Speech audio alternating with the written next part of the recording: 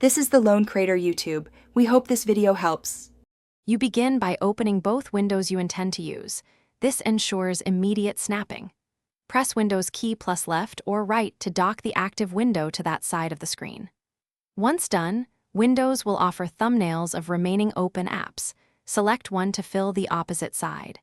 You do this because snapping creates two stable work areas, no manual resizing required, and it speeds multitasking. Make sure both windows are not minimized, and that display scaling is normal so snapping behaves predictably.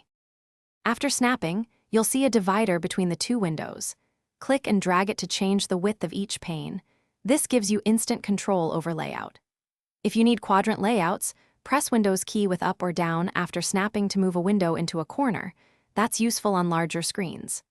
Once done, check display scaling in settings if text or UI elements look off, because improper scaling can break expected snapping behavior. These steps let you customize space for reading versus editing. You finish by using Task View or Snap Assist to rearrange or swap windows.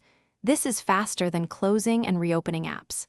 If snapping stops working, make sure Snap Windows is enabled under Settings System Multitasking. Disable and re-enable it to reset behavior. If persistent problems occur, restart Windows Explorer or update your graphics driver.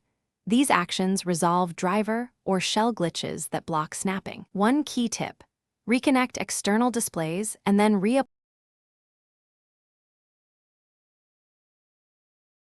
Thanks for watching. Consider subscribing if we helped you.